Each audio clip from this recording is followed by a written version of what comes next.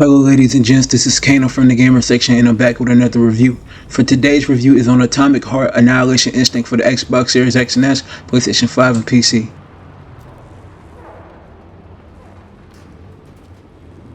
In Atomic Heart Annihilation Instinct, it takes place right after the base game where you play as Major P3 once again.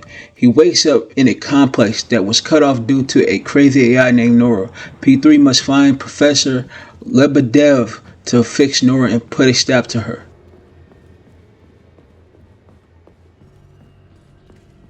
The whole overall presentation to Atomic Heart Annihilation Instinct is good, but not great. The graphics in the game is still one of the best that I've seen this generation, from the characters to the environments.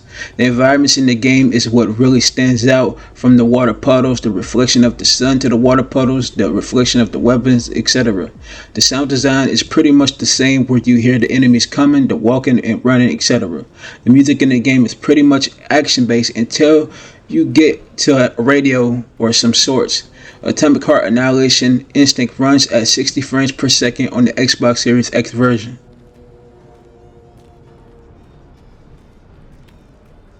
Atomic Heart Annihilation Instinct DLC is basically a first-person action shooter. Mind you, this game is short, where you could beat this DLC within 3 to 4 hours in my first playthrough. Now you start off with a melee weapon, then it advances on, and the kicker is that you have to basically get these robot bee balls or whatever for Nora, so you can get the other weapons in the game, which is cool. Now you are fighting almost the same bosses on the two separate parts of the game, which is cool to a degree, and the enemies in the game is pretty much the same from the base game. Now you have puzzles to get through, but it's not as much as the base game that you know about. You basically find these chests in the game where it helps you with upgrading weapons, health, etc.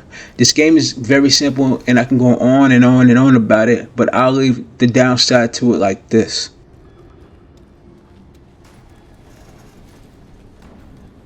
What can I say about this DLC? First and foremost, it's an uneven DLC. To start, when it comes to the objectives in the game, the objective pinpoint is bad. Every time you have a new objective, it takes you to the place that you already been to, and there is nothing there for you to do in that objective mark. They need to fix that in the update on that side.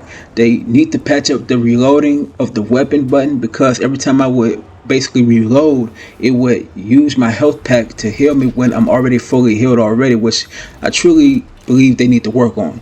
The storytelling in the game is not that good from the base game, where some of it to me didn't make any sense, but it's not bad of a DLC, but it's not worth the hype like that.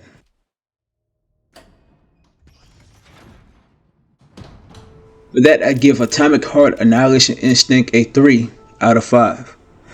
Thank you for tuning into the best place for independent gaming journalism, and that's the gamer section. Be sure to hit the like button on the video, and please subscribe to the channel.